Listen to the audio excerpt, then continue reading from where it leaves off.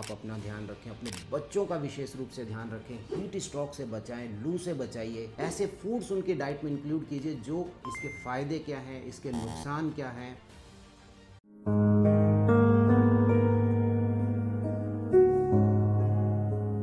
Welcome parents. दोस्तों, आज जब मैं ये वीडियो शूट कर रहा हूँ 24 मई 2024 सुबह 9 बजे, मैं जयपुर में रहता हूँ, नॉर्थ इंडिया के अंदर। कैन यू इमेजिन कि यहाँ पर टेम्परेचर क्या होगा। यहाँ इस समय टेम्परेचर 40 डिग्री है और ये टेम्परेचर अभी 2-3 बजे तक 45-46 रहेगा। और अगले 3 दिनों के लिए हमारे को गवर्नमेंट की तरफ से वार्निंग्स है कि ये टेम्परेचर और भी ज़्यादा जाएगा। आप अपना ध्यान रखें, अपने बच्चों का विशेष रूप से ध्यान रखें, हीट स्ट्रोक से बचाएं, लू से बचाइए। इनके कॉन्सिक्वेंसेज बहुत खतरनाक हैं और आपको बहुत ध्यान रखना है इस गर्मी के मौसम में। उनके हाइड्रेशन का स्पेशली ध्यान रखिए। ऐसे फूड्स उनकी डाइट में इंक्लूड कीजिए जो ऐसी गर्मी में उनके लिए हेल्पफुल रहें, उनके लिए लाभदायक रहें, उनकी पानी की कमी जो है उसमें शरीर में नहीं आने दें। तो आज के इस वीडियो में मैं आपके साथ में 3 ऐसे फूड जो है उसके बारे में डिस्कस करूंगा, उसके बारे में नॉलेज शेयर करूंगा जो इस गर्मी के अंदर आपके बच्चे के लिए बहुत हेल्पफुल रहेंगे। तो चलिए वीडियो की शुरुआत करते हैं। इस लिस्ट में सबसे ऊपर यदि मेरे से पूछा जाए कि गर्मी का फूड कौन सा है या गर्मी का फ्रूट कौन सा है, हॉट वेदर फ्रूट कौन सा है, तो इंस्टेंटली मेरे दिमाग में एक इमेज आएगी और ये रहेगी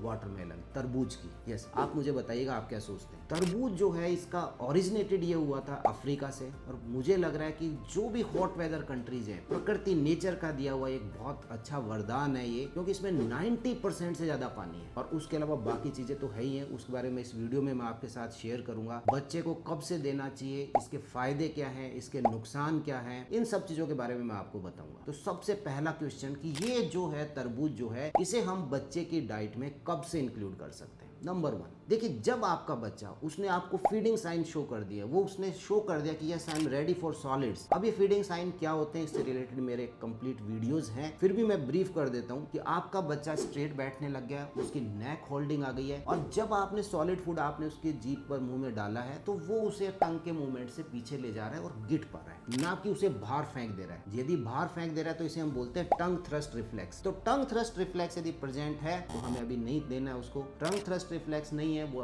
पीछे लेकर के जा रहा है, गिट रहा है, उसको स्ट्रेट बैठ पा रहा है, नेक होल्डिंग बहुत अच्छी आ गई है। यूजुअली ये सारे साइन कब आते हैं? 6 मंथ की एज पे। इसलिए ये कहा जाता है, WHO की गाइडलाइन भी है कि आपका बच्चा 6 महीने का हो गया है तो आप उसे सॉलिड्स स्टार्ट कर दें। बट ये बात हर बच्चे पे फिट नहीं बैठती है। हो सकता है ऐसे बहुत से प्री मैच्योर बच्चे हैं जो कि अभी रेडी नहीं है, 6 मंथ पे भी रेडी नहीं है। तो आपको ये देखना पड़ेगा कि ये फीडिंग साइन है कि नहीं है। फीडिंग साइन आ गए, आप इसे इंक्लूड कर सकते हैं, बच्चे की डाइट में इंक्लूड कर सकते हैं। तो फीडिंग साइन यदि आ रहे हैं तो तरबूज को दिया जा सकता है। अब सेकंड जो इसके अंदर आता है कि क्या ये बच्चे के लिए हेल्दी है या नहीं है। Yes, it is very healthy. कारण नंबर 1, देखिए पहली बात मैं आपको बता रहा हूँ, आप इसका जो रेड कलर देख रहे हैं ना, ये क्यों है? रेड कलर जो है ये इसके अंदर एक पावरफुल एंटीऑक्सीडेंट है। पावरफुल एंटीऑक्सीडेंट जिसको हम बोलते हैं लाइकोपिन। अभी एंटीऑक्सीडेंट्स क्या होते हैं, मेरा पिछला वीडियो, लास्ट वीडियो जो था उसको आप देख लेना, मैंने बहुत अच्छे ढंग से एक्सप्लेन किया है। एंटीऑक्सीडेंट्स क्या होते हैं, एंटी इन्फ्लेमेटरीज क्या होते हैं। लाइकोपिन जिसकी वजह से रेड कलर तरबूज का आ रहा है, एक पावरफुल एंटीऑक्सीडेंट है, बच्चे को ऑक्सीडेटिव स्ट्रेस से बचा रहा है, बीमारियों से बचा रहा है, उसे इम्यूनिटी दे रहा है। तो लाइकोपिन के अलावा इसमें और क्या क्या है? लाइकोपिन के अलावा इसमें बीटा कैरोटीन है। बीटा कैरोटीन क्या रहता है कि आपकी बॉडी में जाकर, जब आप बच्चे को खिलाएंगे, बॉडी में जाकर के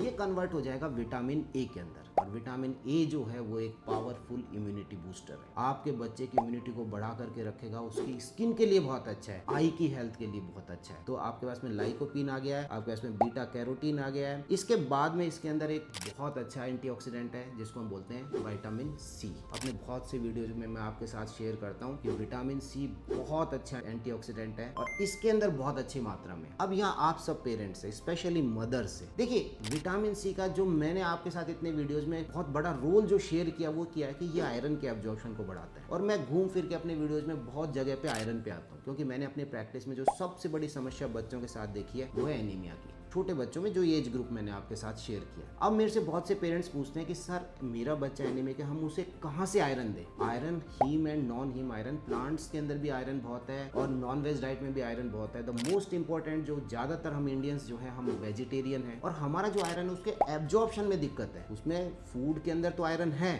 बट एब्जॉर्प्शन में दिक्कत है। तो यदि आप उस फूड को विटामिन सी वाले फूड के साथ जोड़ देंगे तो विटामिन सी उसके एब्जॉर्प्शन को बढ़ाएगा। अब आपसे मेरा एक सवाल है कि हम क्योंकि इसमें विटामिन सी बहुत अच्छा है। तो इसको कैसे कंबाइन करें उन फूड्स के साथ में कि इसका जो विटामिन सी है उसके आयरन को बढ़ाए, ये आप मुझे बताएंगे कमेंट्स में कि कौन सी डाइट में कैसे हम इसका कॉम्बिनेशन बनाएं तरबूज का उन आयरन रिच फूड्स के साथ, जिससे कि बच्चे को बहुत फायदा हो। अब यहाँ पर जो हम इसकी तरबूज की जो एक गिरी देख रहे हैं ना, इसका एक यूनिक फीचर है, मैं आपको बता रहा हूँ, इसे भी खाया जाता है। और इसका यूनिक फीचर क्या है, इस गिरी के अंदर एक स्पेशल अमीनो एसिड होता है और उस अमीनो एसिड की वजह से इसका नाम है, लैटिन में जो हम इसको वाटरमेलन को या तरबूज को लैटिन में बोलते हैं सिट्रुलस वल्गारिस। Citrullus vulgaris. और क्यों बोला जाता है, क्योंकि इसके अंदर जो आपका अमीनो एसिड है वो होता है सिट्रुलिन। सिट्रुलिन एक यूनिक अमीनो एसिड है। वैसे हमारी बॉडी सिट्रुलिन बनाती है, लेकिन जो हमारी बॉडी सिट्रुलिन को बना रही है उसको ये प्रोटीन बनाने के अंदर यूज नहीं करती है। ज्यादातर अमीनो एसिड प्रोटीन बनाने में यूज किए जाते हैं, बट सिट्रुलिन को यूज नहीं करा जाता है। उससे कुछ अलग केमिकल्स हमारी बॉडी बनाती है और वो केमिकल्स हमारे ब्लड फ्लो के लिए बहुत अच्छे होते हैं, ब्लड प्रेशर को रिड्यूस करके रखते हैं। और क्योंकि ब्लड फ्लो बढ़ाते हैं डिफरेंट टिश्यूज के अंदर, इसलिए देखिए मैं आपको बताऊं, इस सिट्रुलिन का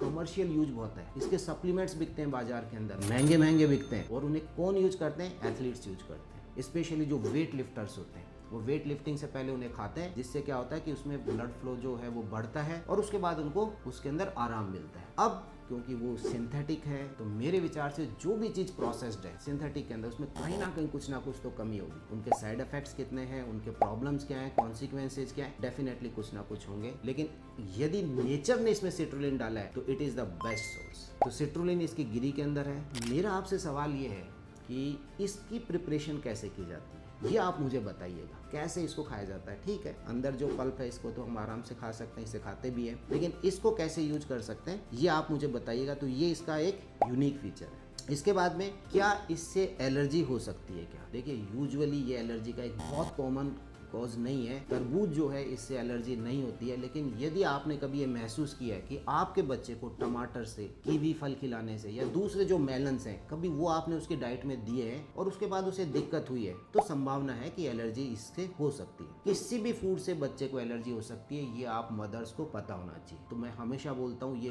बहुत बड़ा है। जब भी आप बच्चे को देंगे कोई भी फूड, जब आप उसे खिलाएं तो पहले उसे टेस्ट करना है 2 से 3 दिन 4 दिन। जब आपको लगता है कि यस इट इज ओके, अब कुछ नहीं है, इसके कोई एलर्जी के साइन नहीं आ रहे हैं, तो फिर इसके बाद में आप दूसरे जो फल है या दूसरा जो फूड आइटम है वो आप उसमें जोड़ सकते हैं, ऐड कर सकते हैं। तो यूजुअली इससे नहीं होती है।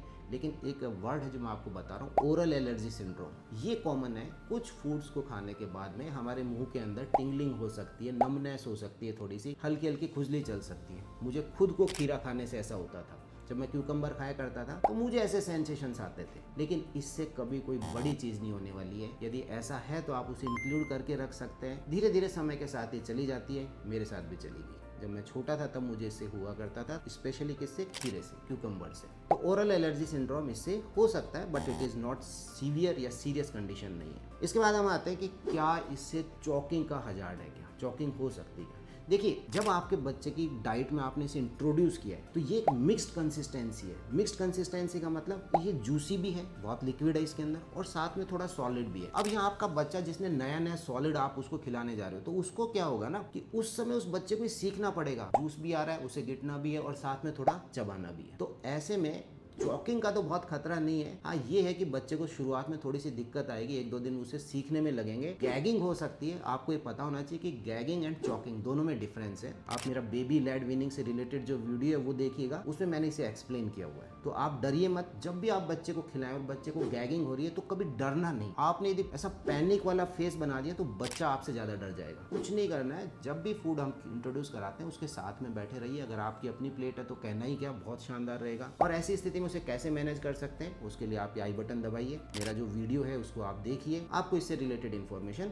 मिल जाएगी। तो चॉकिंग का खतरा जो है बहुत ज्यादा नहीं है। कफिंग एंड गैगिंग जो है वो हो सकती है। मिक्स्ड कंसिस्टेंसी है, इसलिए थोड़ा ध्यान रखिए। फिर एक बात पूछी जाती है, क्या इससे लूज मोशंस हो सकते हैं क्या? देखिए इसमें पानी का कंटेंट बहुत ज़्यादा है और पानी के साथ इसमें फाइबर्स बहुत अच्छे हैं। तो आजकल जो बीमारी है ना बच्चों में, कॉन्स्टिपेशन बहुत फैली हुई है, उसमें बहुत हेल्पफुल रहेगा। वो जो हार्ड स्टूल आपका बच्चा पास करता है ना, जिसमें बहुत दर्द होता है, उसमें वाटर कंटेंट इतना अच्छा जाएगा तो वो सॉफ्ट होगा और कॉन्स्टिपेशन में it will be very helpful for your baby. बहुत फायदेमंद है ये। लेकिन अगर थोड़ी मात्रा में ज़्यादा जा रहा है तो थोड़े लूज स्टूल आ सकते हैं, ऐसी कोई उसमें टेंशन नहीं है। और वो जो स्टूल आएंगे ना वो रेड कलर के हो सकते हैं। तो वहाँ ये नहीं सोचना है कि ये ब्लड आ गया, ये ब्लड नहीं है, ये क्या है, वाटरमेलन। तो वहाँ उसको लेकर के यदि आपका बच्चा वाटरमेलन बहुत पसंद करता है, ज़्यादा खा रहा है, तो स्टूल्स का कलर जो है वो रेड हो सकता है, उसको लेकर के डरना नहीं है। अब एक बहुत बहुत इंपॉर्टेंट बात मैं आपके साथ शेयर कर रहा हूँ इससे रिलेटेड। हम लोग जब इसे परचेज करते हैं ना, तो हम क्या करते हैं, बहुत जगह पर मैंने खुद ने देखा है, मैं बस देखता तब भी मुझे बात अच्छी नहीं लगती थी कि पहले हम कटा के देखते थे। जैसे हम परचेज करेंगे, भैया इसे काट के दो, वो 2-3 ऐसे नाइफ मारेगा, उसको निकालेगा बाहर, यस इट इज़ रेड, हाँ ये तो रेड है, चलो उसको वापस उसमें फिट कर देता था, हम घर ले आते थे। देखिए इसके जो ऊपर का जो पार्ट है, इसके ऊपर गंदगी हो सकती है, और कई बार ऐसे आउटब्रेक्स हुए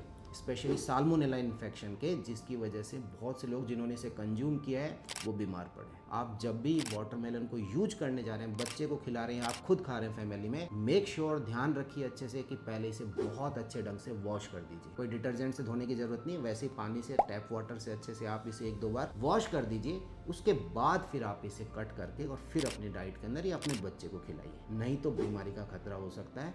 इसके ऊपर इन्फेक्टेड ये हो सकता है। एक बहुत इंपॉर्टेंट बात, अभी मैंने आपसे कहा विटामिन सी का बहुत अच्छा सोर्स है, लेकिन आयरन का अच्छा सोर्स नहीं है। इसीलिए मैंने आपसे कहा कि आप मुझे बताएंगे ऐसी प्रिपरेशन, ऐसे कॉम्बिनेशन। हमेशा याद रखिए फूड्स में कॉम्बिनेशन बहुत वर्क करता है। अगर आपने आयरन वाले फूड के साथ कैल्शियम जोड़ दिया तो गड़बड़ हो जाएगा, उसी आयरन वाले फूड के साथ आपने विटामिन सी जोड़ दिया तो बहुत बढ़िया रहेगा। तो आयरन का ये बहुत अच्छा सोर्स नहीं है। आप मेरे को वो प्रिपरेशंस बताइए कि हम कैसे बच्चे की डाइट में उसके आयरन को बढ़ा सकते हैं, तरबूज को इंक्लूड करके। तो पेरेंट्स, स्पेशली मदर्स, ये एक इन्फॉर्मेशन थी, थोड़ी ब्रीफिंग थी किसके बारे में, वाटरमेलन के बारे में, तरबूज के बारे में, गर्मियों का, हॉट वेदर का सबसे अच्छा फ्रूट। अब हम आते हैं फ्रूट नंबर 2 पर। ये इसी का ही मेलन है दूसरा, और जिसे हम बोलते हैं मस्क मेलन बोलते हैं, या फिर आप इसे कस्तूरी बोल सकते हैं, खरबूजा बोल सकते हैं। और वो बहुत पुरानी कहावत है ना, खरबूजे को देखकर खरबूजा रंग बदलता है। तो शायद एक खरबूजे के पास दूसरा खरबूजा रख दो तो मेरे हिसाब से लगता है कि दोनों का कलर एक जैसा हो जाएगा, इसीलिए ऐसा कहा गया होगा। नहीं तो आप मुझे कमेंट सेक्शन में बताइए कि ये कहावत कहाँ से आई। मैंने को कहीं से इसका अभी तक जस्टिफिकेशन नहीं मिला है, बट बहुत पॉपुलर है, बहुत पॉपुलर है। तो एनीवे, खरबूजे के बारे में द सेम कब से बच्चे को दिया जा सकता है, बिल्कुल तब से जैसे मैंने आपको वाटरमेलन के बारे में बताया था। आपके बच्चे ने फीडिंग साइन शो कर दिए, तब से आप उसके डाइट में इंक्लूड कर सकते हैं। बट हाँ, एक इंपॉर्टेंट बात है यहाँ पे, आपका बच्चे के लिए अंदर ये चॉकिंग का बड़ा हजार्ड है। मैंने आपसे कहा था कि जो आपका तरबूज है ये नहीं है, लेकिन यदि आपने खरबूजा इंक्लूड किया हुआ है तो इससे चॉकिंग का खतरा ज़्यादा है। इसलिए इसे बहुत अच्छे से मैश करके, इसके लिए थोड़ा टाइट ज़्यादा रहता है तो थोड़ा सॉफ्ट बनाएं, उसके बाद आप उसको बच्चे को दीजिए, तो इसमें चॉकिंग का खतरा ज़्यादा है। द सेकेंड, क्या बच्चे के लिए हेल्दी है? एब्सोल्युटली बिल्कुल हेल्दी है, बहुत अच्छा है। क्या अच्छा है इसके अंदर?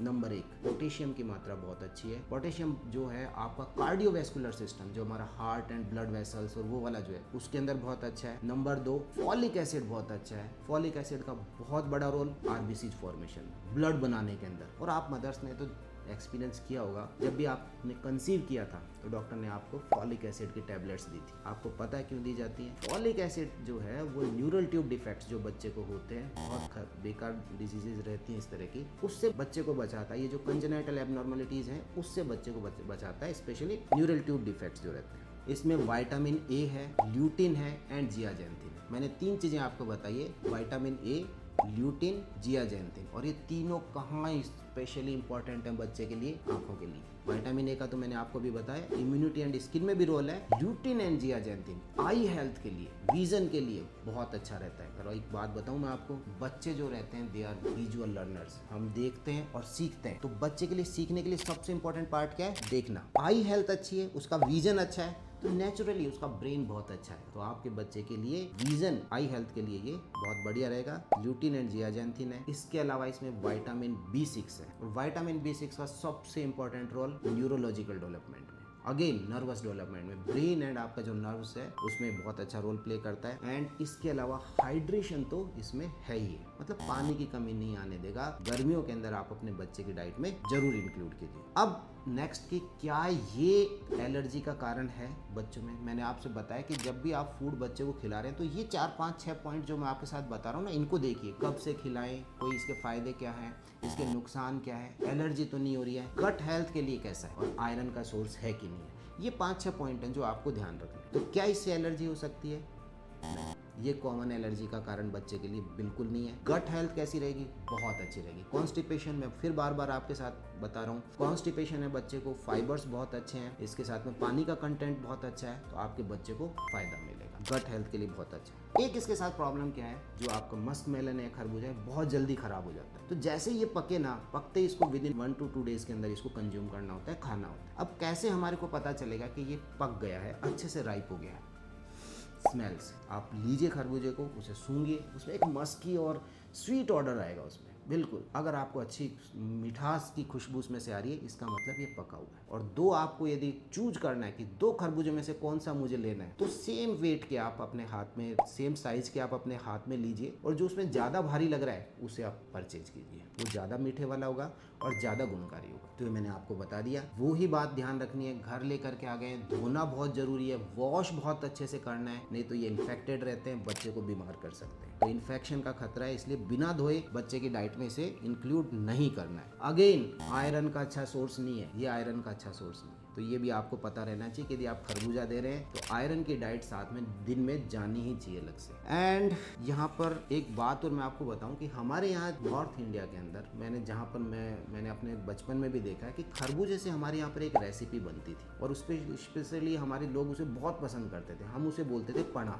आपको यदि पता है तो आप मुझे कमेंट सेक्शन में जरूर बताइएगा कि क्या आपके घर में बनती है और इसे कैसे बनाते हैं, तो ये मुझे जरूर बताइएगा। तीसरा फल लिस्ट में हमारे पास, तीसरा ये है इंडियन बेल। बेल जिसमें हम पूजा के अंदर हम इसका बहुत यूज करते हैं। बेल पत्र जो रहते हैं, भगवान शिव जी का इसे इट इज मतलब शिवा ट्री बोलते हैं इसे। और जो बेल पत्र हैं वो शिव जी की वर्शिप के अंदर वहाँ पर शिवलिंग पे बहुत चढ़ाए जाते हैं। उसका कारण क्या है? क्योंकि इसकी जो पत्तियां हैं, इसकी जो लीव्स हैं, वो कैसी होती है? त्रिशूल के आकार की होती है। इसलिए भगवान शिव के ऊपर इसकी आराधना के अंदर, उनकी पूजा में इसका उपयोग किया जाता है। इसका मैं आपको बताऊं, यदि मेरे पास 100 ग्राम बेल है, 100 ग्राम के अंदर, बेल के अंदर से लगभग 130 के आसपास कैलोरीज है। उसमें कार्बोहाइड्रेट भी है, उसमें प्रोटीन भी है। यस, इंपॉर्टेंट बात, इसमें प्रोटीन ठीक है। तो वेजिटेरियन सोर्स में जब आप मेरे से पूछते हैं कि प्रोटीन, आप इंक्लूड कर सकते हैं। तो कार्बोहाइड्रेट है, प्रोटीन है, फैट्स हैं, फाइबर्स बहुत अच्छे हैं, एंड जो एक चीज बहुत अच्छी है, कैल्शियम एंड फॉस्फोरस। और ये कैल्शियम एंड फॉस्फोरस बच्चे की बोन हेल्थ के लिए, टीथ के लिए शानदार रहेंगे। गर्मियों की बात करें तो आप और हम सब जानते हैं कि हम बेल का जूस जो है वो अपनी डाइट में गर्मियों में बहुत इंक्लूड करते हैं। बट याद रखिए, जूस जो रहता है 1 साल से पहले नहीं लेना है। जितना हो सके आप उसके अंदर एडेड शुगर जो है वो हमें बच्चे की डाइट के अंदर 2 साल तक नहीं डालनी है। तो आप इसको कैसे यूज करते हैं, ये आप मुझे कमेंट सेक्शन में बताएंगे। गर्मियों में बहुत मिलता है, गुणकारी है, फायदेमंद है, प्रोटीन अच्छे हैं, कार्बोहाइड्रेट हैं, फाइबर्स हैं, कैल्शियम है, फॉस्फोरस है। बट आप बच्चे की डाइट में इसे कैसे देते हैं, ये आप मुझे बताइए, या कैसे दिया जा सकता है। तो दोस्तों, ये 3 फल थे जो मुझे लग रहा था कि मैं आपके साथ डिस्कस करूं। गर्मी के इस मौसम को देखते हुए बहुत इंपॉर्टेंट है, बच्चे में पानी का ध्यान रखना है। उसके अंदर उसको जरा से आपको लू के साइन लगे तो तुरंत डॉक्टर को दिखाना है, पीडियाट्रिशियन को दिखाना है, और उसके डाइट में ऐसे फल, ऐसे फूड आइटम इंक्लूड करने हैं जो कि पानी की कमी को नहीं आने दे, प्लस उसे कैलोरीज दे, विटामिन्स दे, न्यूट्रिएंट्स दे। ऐसे में आपके पास में वाटरमेलन बहुत अच्छा है, मस्क मेलन बहुत अच्छा है, बेल बहुत अच्छा है। आपको वीडियो कैसा लगा मुझे बताइएगा, इन्फॉर्मेटिव रहा कि नहीं रहा। आपको लगता है कि वीडियो बहुत अच्छा है तो प्लीज इसे शेयर जरूर करें, डिफरेंट ग्रुप्स में शेयर कीजिए और मदर्स को भी फायदा हो। और जितने सवाल मैंने आपसे पूछे हैं, कोशिश कीजिए कि आप वो मेरे को कमेंट सेक्शन में जरूर बताएं। और हाँ, एक इम्पोर्टेंट, मैं हर रात को 9 बजे वीडियो पब्लिश करता हूँ, चाहे वो शॉर्ट हो चाहे वो लॉन्ग हो, लेकिन डेली नाइट में 9 PM पर मेरे वीडियोज आते हैं। तो देखते रहिए, लाइक करें, चैनल को सब्सक्राइब जरूर करें। Thank you.